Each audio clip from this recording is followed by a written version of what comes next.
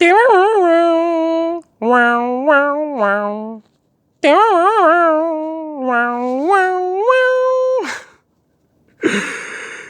Orlando, salut Rachel, merci de m'avoir rejoint, un peu comme vous, dans un espèce de tunnel d'émotions, voilà, partagé entre optimisme, entre optimisme, sidération et dans mes petits tourments personnels et collectifs. Donc je vous ai réunis ce soir pour un truc qu'on n'a pas forcément écrit, mais qui flotte entre nous, et donc on va essayer de se recentrer sur ce qu'on a fait de mieux tous les trois, d'accord, puisque sur les relations interpersonnelles, familiales, amoureuses, professionnelles, je pense on s'est bien donné, mais ce qu'on fait de mieux quand on est tous les trois, c'est parler de rugby. On va essayer de dresser des analogies sûrement très foireuses sur la situation politique actuelle. Donc on va essayer d'appeler ce truc-là le Free Nation Legislative Championship. Voilà, puisque le président de la fédération vient de poser un nouveau format, un nouveau tournoi qui n'était pas prévu au calendrier, qui fait un peu, un tournoi qui le fait un peu tomber du ciel, et en fait, c'est là où ça se rapproche du rugby. C'est que un des trucs que nous aimons le plus dans le rugby, c'est ce côté-là, il peut se passer plein de trucs pendant plein de mois. Des dynamiques de victoire, de succès qui s'enclenchent, d'autres un peu plus moribondes, un peu plus moroses qui se font, mais sur 2 matchs, la marée peut complètement tourner, quoi. C'est-à-dire 2 matchs, tu peux passer de l'orage au soleil d'été, tu peux passer d'un étang tranquille à un torrent déchaîné, tu peux passer d'un tout petit ruisseau où tu vas faire la pêche à une espèce d'inondation, qui embarque ta bagnole, qui met le sous-sol et le rez-de-chaussée de ta baraque en total PLS, et voilà. Et donc c'est un peu comme ça, c'est un peu dans cet état d'esprit qu'on vous propose ce nouveau format. Donc on appelle le Free Nation, mais voilà, il y a peut-être d'autres factions, d'autres nations, d'autres acteurs qui rentrent pas dedans. Et puis c'est un championnat où en fait les supporters, l'affection qu'on peut générer va énormément compter. Il n'y a pas que le talent, on va dire technique et politique qui va emporter la mise. Donc les 3 équipes, la première on la connaît, c'est celle qui est menée par notre président, la team Jean-Emmanuel Macron. Dans une ambiance, dans un contexte constitutionnel qui leur convient parfaitement. Autour d'un entraîneur charismatique, d'un entraîneur qui sait cajoler différentes factions, qui sait en trianguler quelques-unes, qui sait en isoler quelques-unes, qui sait rassembler une bonne partie autour de lui, qui remet les autres nations au sein du jeu sur un nouveau tournoi. Donc là, c'est l'équipe qui gagne très régulièrement. C'est l'équipe c'est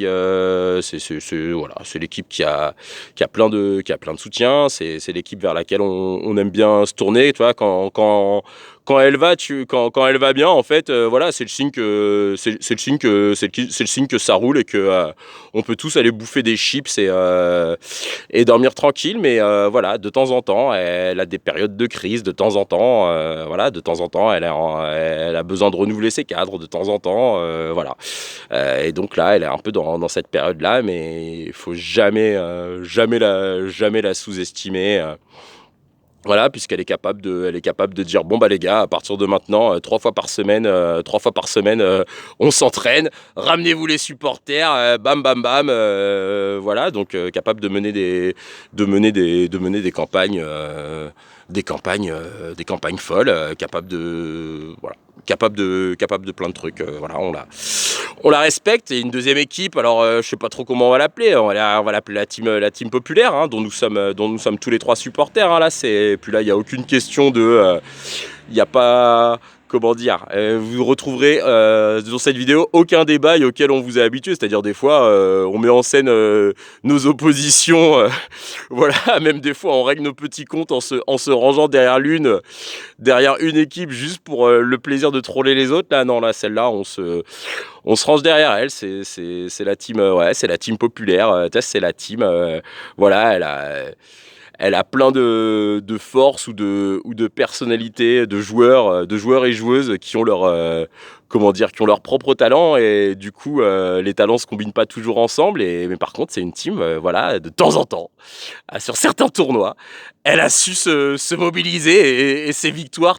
le souvenir de ses victoires traverse traverse les âges comme ça, tu vois, là, d'un coup, elle se dit, vas-y, on va retrouver l'esprit de la victoire dans le tournoi de 1936, où effectivement, plein de trucs avaient été mis de côté, et les types avaient fait, bon, bah, à partir, voilà, pas autogestion, mais voilà, tout le monde se prend en main, et poum poum, et ça rappelle quelques-unes des épopées rugbystiques qu'on aime, alors que ce soit dans le passé ou des épopées rugbystiques plus récentes qu'on a pu avoir l'occasion de vous raconter. Et nous, on sera bien sûr supporters de cette équipe, hein. On participera à tenir la buvette, à faire de très belles tribunes, à faire des tifos, à préparer des banderoles, à faire voilà, à organiser les déplacements du bus de l'équipe, voilà, pour pouvoir amener avec nous un maximum de supporters de partout, et la faire gagner.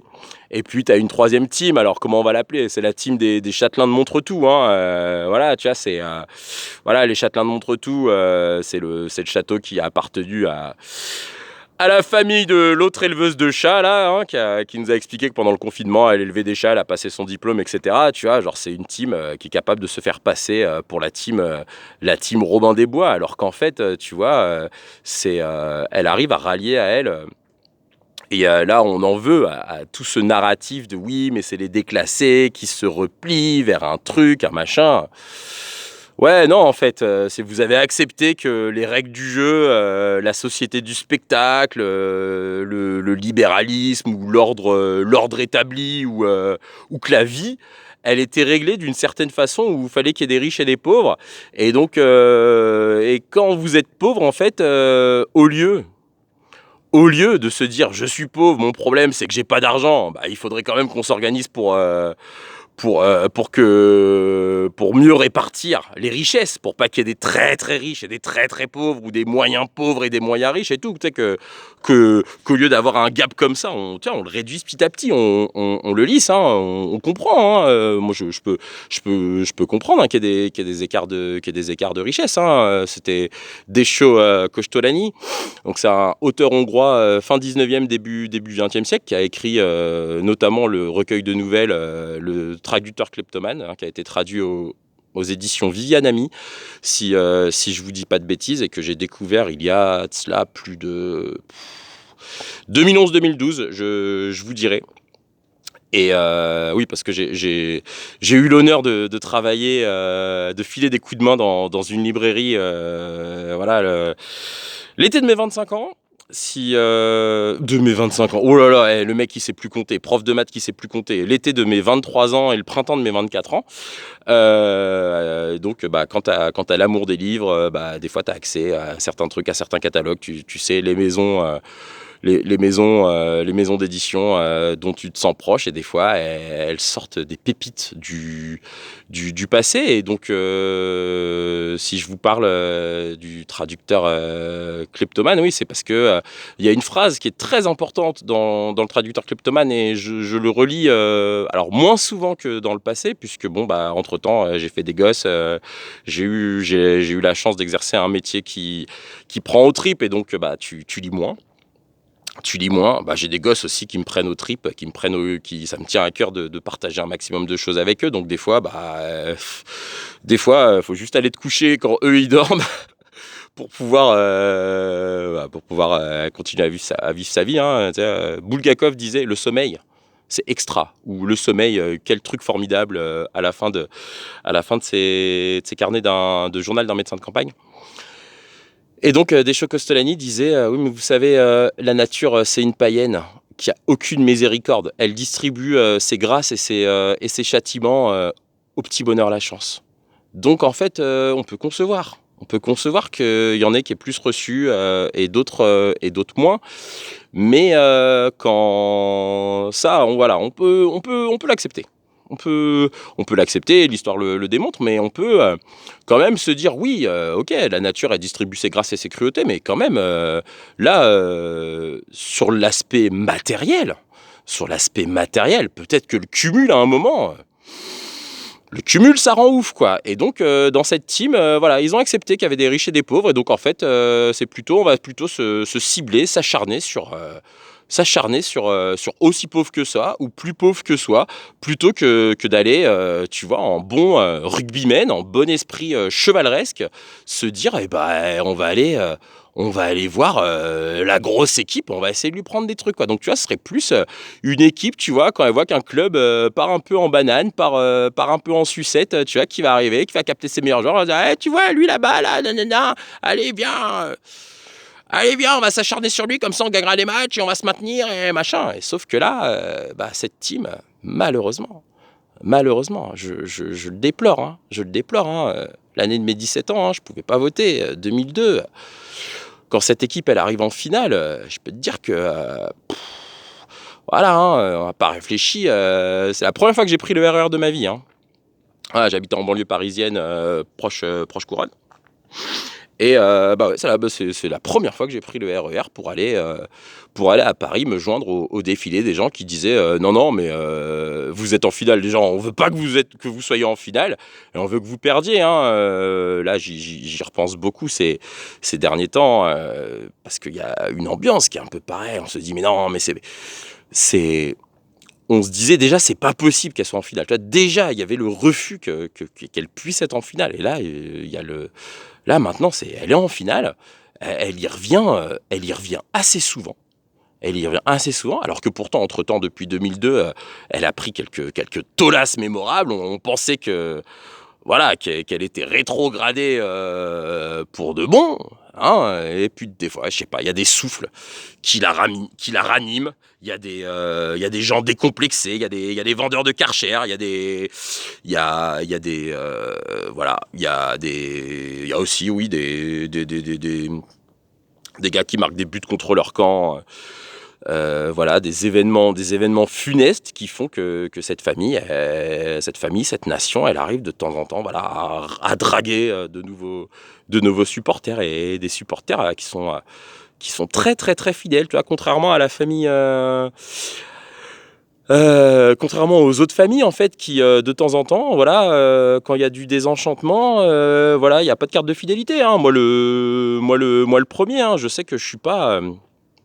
Tu vois, autant s'il y a des gars comme Fabrice Lucchini qui disent ah, moi j'aimerais être dans la team populaire, ça demande une noblesse d'âme, une grandeur, il se fout de notre gueule en disant ça, que je n'ai pas, tu vois. Et lui il est là, il fait non, moi je suis humble, tu vois. C'est un gars, tu l'entends parler, rien que le ton de la voix, tu sais que lui il se sent 10 000 fois supérieur à toi, et le mec avec son ton condescendant il vient t'expliquer qu'en fait non, c'est toi qui te sens meilleur, et que lui, tu vois, c'est le symbole de l'humilité extrême, quoi. Bah, si t'es le symbole de l'humilité extrême, pourquoi t'as joué Alceste dans dans le misanthrope. Pourquoi t'as pas joué un troisième ou un quatrième rôle, quoi? Pourquoi c'est pas toi qui, pourquoi t'étais pas le, alors j'allais dire l'ouvreuse ou l'ouvreur du spectacle. Pourquoi c'est pas toi qui vendais des pop-corn pendant que les autres étaient sur la scène, tu vois? Donc ouais, cette team, elle a une loyauté dont je nous sais, Orlando, Rachel et moi, on n'est pas capable parce on est des têtes de mule. On est des têtes de mule, on est des gros caractériels, on est des gros sanguins, on a des tempéraments volcaniques, quoi. Quand notre team, elle est pas à l'image qu'on se fait dans notre imagination fertile et dans nos rêves les plus fous, quand elle est pas à cette image, quand elle déploie pas un jeu ultra généreux, voilà, quand elle se concentre sur ses petites lubies ou quand elle en trouve d'autres sans avoir prévenu les autres. Les gars, au fait, j'ai un nouveau hobby. Nous, en fait, on n'est pas loyaux, quoi. On est là, on fait bon, ok, hein, faites vos trucs et puis voilà. Alors que ça, dans la team. Dans la team des châtelains de Montretout et des éleveurs de chats, il n'y a pas ce truc-là. Il y a ce côté, je sais pas moi, il y a ce côté grosse loyauté, voilà, attachement aux gros symboles, etc. Voilà, cette team, il faut pas la sous-estimer parce que c'est ce qu'on vous dit. En 2 matchs, elle peut se retrouver au sommet du game, quoi. Et ça nous hante. Ça nous hante et ça nous motive à essayer de trouver de nouveaux supporters, à dire aux supporters qui étaient dégoûtés, oui, mais quand même, vous avez vu là, pas être en finale, voilà. Donc s'il faut jouer un peu plus crevard, s'il faut taper un peu plus de coups de pied d'occupation, s'il faut faire des mauls, s'il faut se concentrer sur la défense, s'il faut faire un peu moins de passes, s'il faut faire un peu moins de courses, comment dire, tu sais, les trucs où voilà, t'es dans ton équipe, tu fais ton match et puis à un moment, toi t'es à l'autre bout du terrain, tu te dis vas-y, c'est bon, il va dégager, on va pouvoir se replacer, ou il y a une pénalité, tu vois, tout le monde est rôti, tu vois, ça fait en 5 minutes, on a tous plaqué ou requé 5 fois, tu vois, on a mal aux abdos, mentalement on n'est pas là parce qu'on a peur de prendre un essai, on a peur de faire une erreur qui coûterait cher à l'équipe et tout, et là t'as un type, il dit mais non, moi je suis beau, je suis plein de confiance en moi, j'ai vu un truc, et bon, on n'a pas tous la même vision du jeu, voilà, des fois le mec... il a vu un truc et voilà, ou même des fois moi, hein, ça m'arrive, hein. Orlando, Rachel pourront en témoigner, le nombre de fois où coucou Georgie, là c'est une croisée, là c'est une redoublée, et qu'elle n'est pas faite, hein, mon Georgie. Mais on l'aime quand même, notre team populaire, parce que oui, si des fois elle oublie de faire des croisés, voilà, sur certains trucs, elle peut être très forte, hein. Moi, mon petit truc quand je faisais du rugby, c'était au dos des mêlées. Tu sais, t'es auprès de la mêlée, en fait, et tu vas sur le petit côté pour créer un petit décalage, et là t'offres ton corps à la science, parce que bon, bien sûr, voilà, hein, quand c'est près de la ligne, quand t'es fermé, c'est un endroit dangereux. C'est un endroit dangereux, tu vois, quand faut y aller, quand il va, faut avoir une petite carapace, un petit blindage, et voilà, parce que je sais qu'après, si j'arrive à faire sortir le ballon, celui qui court plus vite que moi, celui qui sait quoi faire du ballon, tu vois, celui qui a un peu plus de talent, il y va au bout, et ça nous a permis de faire de très beaux trucs, ou même quand je jouais au football ou au badminton en double, voilà, hein, j'étais à des postes où effectivement, voilà, j'essaie de chipper le ballon et de le donner à ceux qui savaient faire des choses avec, et après je me replaçais très humblement, voilà, et t'essayes de développer des trucs, hein, tu sais, dans le sport, t'apprends des choses, hein. Je reprends l'exemple du foot parce que c'est quelque chose que j'ai pratiqué très très longtemps et que je repratique encore avec le football gaélique. Tu sais, tu apprends à faire passe de la main gauche, passe de la main droite, passe du pied gauche, passe du pied droit, tu vois, pour pouvoir justement transmettre le ballon,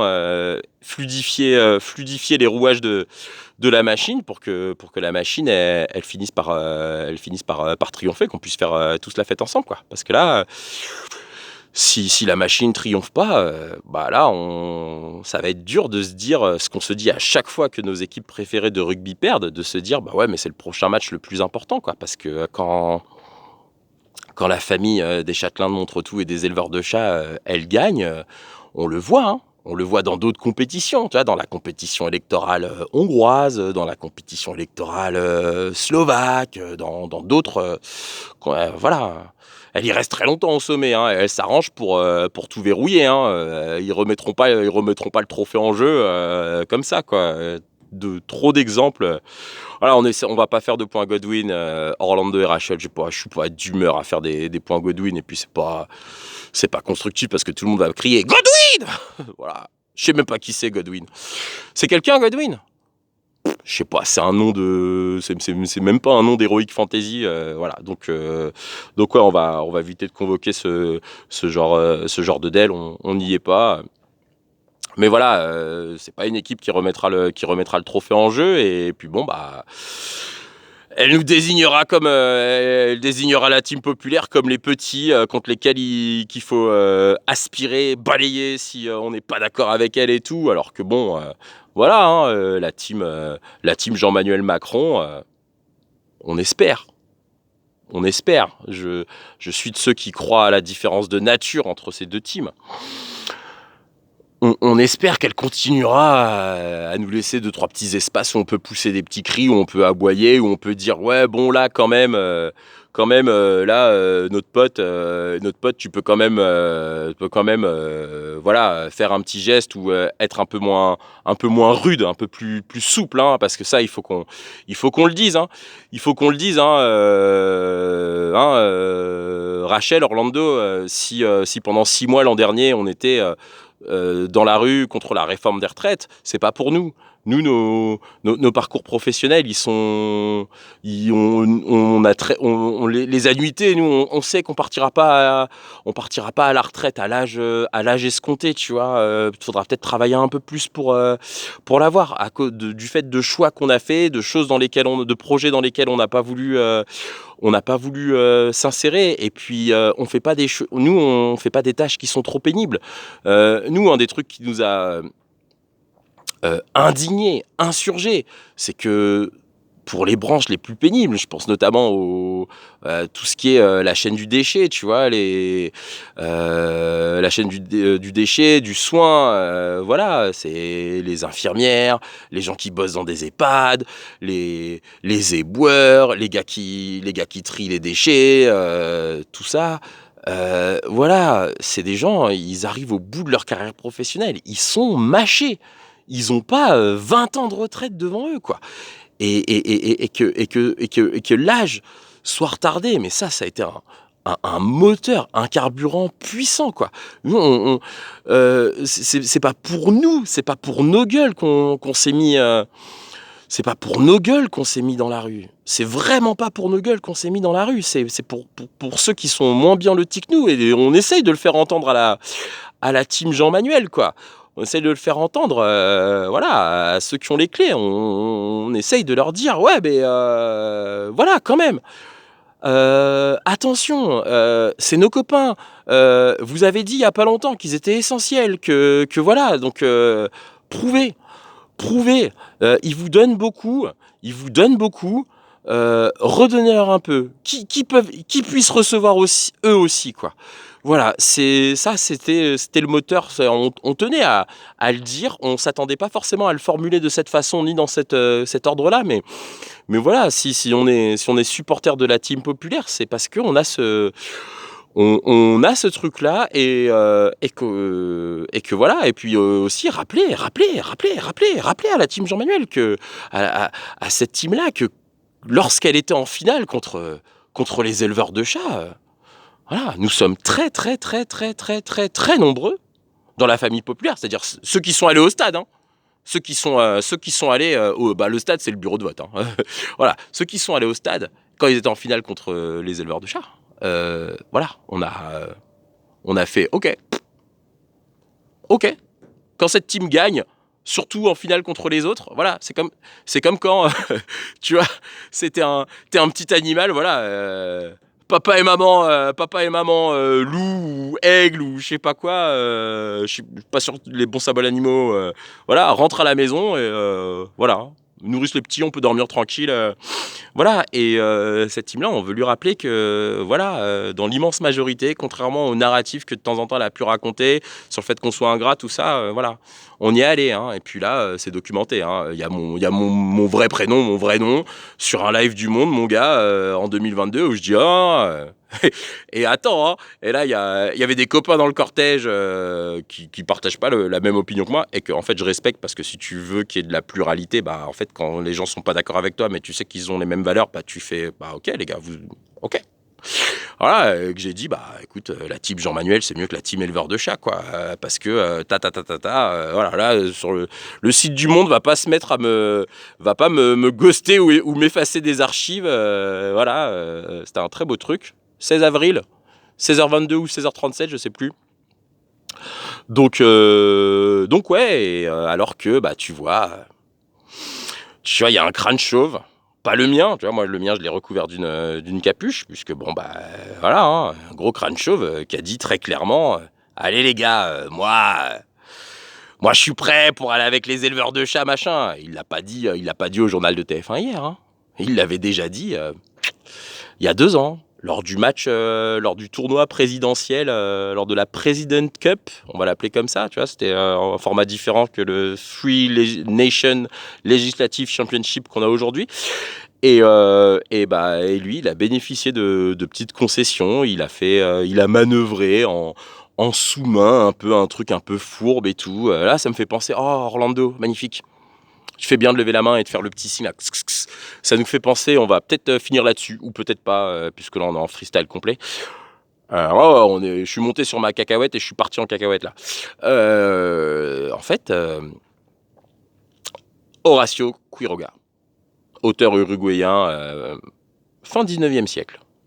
Une nouvelle que je me suis offert en rentrant d'Amérique latine en fin 2014. Ça s'appelle Anaconda. Et en fait, c'est les serpents. Tous les serpents se réunissent parce qu'ils se rendent compte que l'homme est en train de transformer leur habitat naturel et que c'est une vraie menace. Et voilà. Et il utilise la puissance animale à son profit. Il y a un truc avec les chiens de garde. Oui, d'ailleurs, il y a une très belle couverture avec des couleuvres qui partent à l'assaut de chiens de garde. Une image magnifique. Je l'ai partagée sur Facebook il y a quelques années. Et voilà. Et en fait, au sein de l'Assemblée des serpents, il y a un peu toutes les nations qui sont représentées. Il y a ceux qui hésitent, il y a ceux qui veulent aller, il y a ceux qui veulent aller à Charles-Sabre-Clair. Voilà. Et puis en fait, Anaconda se rend compte qu'il y a un cobra. Et à un moment, voilà, il lui dit, mais tu sais, quand on a de la valeur, et ben en fait on y va franco, avec honnêteté, à la force de ses muscles, droit devant, et on fait tout son possible pour enserrer l'adversaire, voilà. Quand on n'a pas cette hauteur-là, quand on n'a pas cet esprit chevaleresque, bah voilà, on se planque et on a des petits crochets pour distiller son venin. Voilà, j'ai pas la citation exacte parce que déjà je l'ai lu que en français celle-là. On l'a relu, je l'ai relu en castellano une fois, mais c'est vrai que le castellano, j'ai appris à le parler sur le tas au fil des voyages et des rencontres. D'ailleurs, je salue mon pote El Queseva. Je dirais pas les blagues que j'ai rencontrés le jour de mes 32 ans à Nantes, puisque j'ai un truc sur mes anniversaires que je cultive. C'est-à-dire que voilà, le 25 avril arrive et de minuit jusqu'à minuit, voilà, tu t'es en mode sociabilité, partage, sociétal, convivial, tu vois. Et donc, la tournée des 32 ans, El Queseba, il était là. Et on a discuté de plein de trucs, on s'est raconté nos lives, un truc hyper Georgiesque. Un truc qui est aussi orlandesque, hein. Un truc aussi qui est rachelesque. Là, il y avait tout le truc où voilà, ça parle de sport, de politique, de la famille, des relations amoureuses, machin. Et vas-y que je t'emmène à tel endroit, machin, que je te montre tous mes bails. J'étais pas un Nantais chevronné à l'époque. J'avais même pas sillonné le 44 autant que je l'ai sillonné depuis. Et voilà, c'était pas mon terre-terre, mais dans cette dynamique de partage, tu vois, bah voilà, ça fait partie de voilà, ça fait partie de nous et on aimerait que, voilà, même si, bah voilà, l'anaconda avec, ses muscles, son machin, il se voit, boum boum, il est là, il fait: «Bah non, mais on va y aller, là, la maison brûle, faut y aller, quoi». Voilà, il sait que, bon, des fois, il peut y avoir voilà, il y a d'autres nations, d'autres factions et que même des fois, en son sein, il y a ces facteurs-là ouais, des fois de désunion, de résignation qui lui pèsent sur le cœur, mais il y va quand même. Et voilà, on y va quand même, team Pompulaire, Pompulaire. Parce que si ça gagne, on sera Pompuleup. Bon, allez, je crois qu'on peut couper là-dessus. C'est une petite demi-heure fort agréable. Je vais finir en fait sur une anecdote. Là, pour aller ici, là, de la baraque à ici, je longe l'hippodrome. Et à un moment, je vois 3 personnes. Ça aurait pu être nous, plus jeunes, puisque maintenant, voilà, on a tous dépassé 30 ans, on est entre 30 et 40. Et là, il y a une personne, elle grimpe sur tu sais, les poteaux télégraphiques, là. Tu sais, parce qu'il y a des crans, là, comme les trucs d'escalade. Je me dis, mais qu'est-ce qui se passe? Elle a oublié ses clés sur le balcon, elle a planqué un truc là-haut et tout. Donc je suis là, oh, mais qu'est-ce que vous faites? Qu'est-ce que t'avais planqué là-haut et tout? Et non, et en fait, elle répond par une grosse saucisse, bah ouais, là, la porte, elle est bloquée, machin et tout, boum boum. Et puis après, on discute, on rigole, et elle fait non, en fait, c'est pour le plaisir, je voulais attraper la lumière. Et moi, je suis là, mais grosse, c'est un poteau électrique où il y a des câbles. T'allais pas attraper la lumière, t'allais nous couper le wifi, bordel. Enfin voilà, il y a encore une fois, comme on dit souvent, il y a toujours, dans ces moments-là un peu foutraque, il y a toujours une rigolade au coin du bois. Et j'espère que le 7 juillet à 20h, et ben, quelle que soit la situation, on arrivera à trouver des rigolades au coin du bois parce que voilà, ce sera âpre avant, ce sera âpre pendant et ce sera âpre après. Et on est protagoniste on est protagoniste de cette histoire. Voilà, on sait pas quelle est la fin. On sait ce qu'on espère, mais on sait aussi que la route était longue. Donc ce sera âpre avant, ce sera âpre pendant, ce sera âpre après. Mais au coin de je sais pas quel bois, il y aura je sais pas quelle rigolade. Et c'est ça qui est beau. Allez. Allez, bonne nuit mes petites beautés. Ciao ciao.